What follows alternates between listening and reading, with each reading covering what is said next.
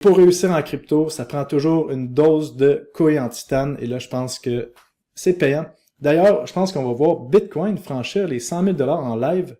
Et oui, regardez-moi ça, on vient de voir aujourd'hui, le 8 mai 2025, Bitcoin franchir les 100 000 $ en live.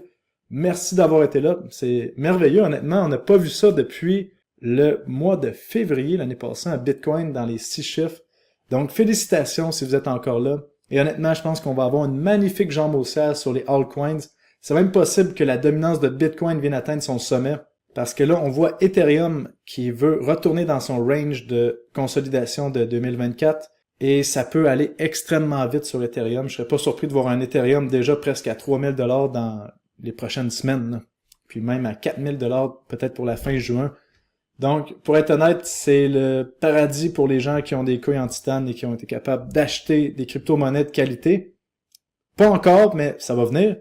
Et pour les gens qui ont supporté la correction, comme moi, j'ai subi en fait la correction du mois de janvier jusqu'à mars. Ça m'a fait en sorte que j'ai changé quelques règles au niveau de mon portfolio qui va faire en sorte que plus jamais je vais subir ce genre de correction au niveau de la volatilité crypto. Parce que maintenant, il y a 50% de mon portfolio qui est plus en court terme, 50% plus en long terme. On s'entend qu'il y a des crypto-monnaies qui ont eu des performances exceptionnelles sur tout le cycle et que ça fait encore du sens d'avoir une partie de son portfolio en long terme. Si on pense à une des favorites de la chaîne ici avec BitTensor, qu'on voit que vraiment c'est décidé, le BitTensor décolle. On va probablement avoir BitTensor dans les 500 $ dans les prochaines semaines. Donc, qu'est-ce que ça veut dire ici? C'est que j'ai un portfolio qui va être un peu plus mobile avec les mouvements de marché qu'on voit actuellement, qui sont plutôt vicieux dans le marché des cryptos.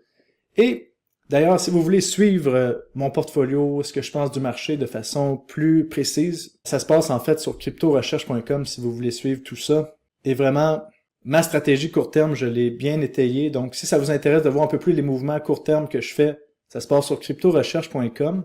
Et vous pouvez lire ici l'avis des membres de Crypto Recherche sur la qualité du contenu qu'on fait.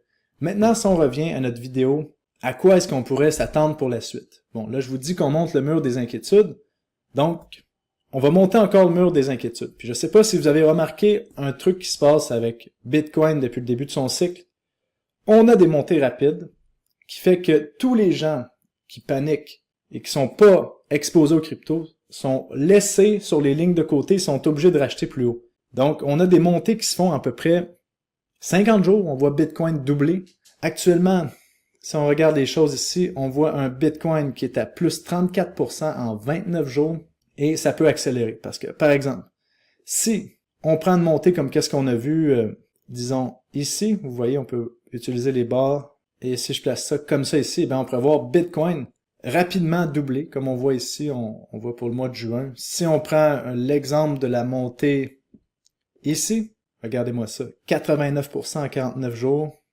On va changer la couleur de ceci. Je vais le mettre en rouge pour vous montrer la vitesse des montées. On pourrait voir Bitcoin, encore une fois, doubler pour le mois de juin. Et vraiment important, quand je dis doubler, je parle doubler du bas qu'on a vu au mois d'avril ici de 75 000 $.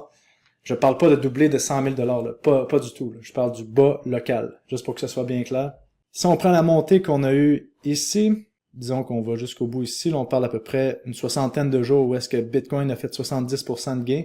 On va mettre la couleur, disons, orange pour celle-là. On pourrait voir Bitcoin, encore une fois, dans les 120 000 $ pour le mois de juin. Comprenez que c'est ça les montées qu'on a. C'est ça que le marché aussi nous donne depuis le début, que des montées rapides et des corrections extrêmement lentes. Donc, je m'attends encore qu'on vive la même chose. Donc, ce serait pas surprenant, encore une fois, je me répète, qu'on voit des sommets historiques pour le mois de juin sur Bitcoin.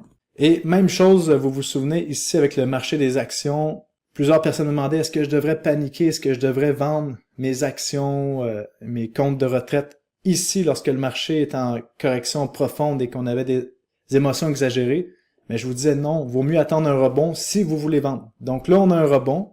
Pour les gens qui sont en panique et qui pensent que le marché va corriger de nouveau, ben dites-vous que vous êtes 18% plus haut que la correction qu'on a vue sur le marché et que vous êtes à peu près, pour le S&P 500, à 7% du sommet historique. Donc, si vous voulez vendre, c'est beaucoup mieux vendre maintenant que lorsqu'on avait la correction ultra profonde. et remarquez qu'on a eu le même genre de rebond que lors des dernières corrections violentes sur les marchés. Donc vraiment, on monte le mur des inquiétudes sur tous les marchés en ce moment. Combien de temps ça peut durer? Ben, c'est fragile. Il pourrait y avoir une nouvelle sur les tarifs et on repart en panique au niveau du marché des actions. Au niveau du marché des cryptos, je pense qu'il y a beaucoup plus de solidité au niveau de Bitcoin.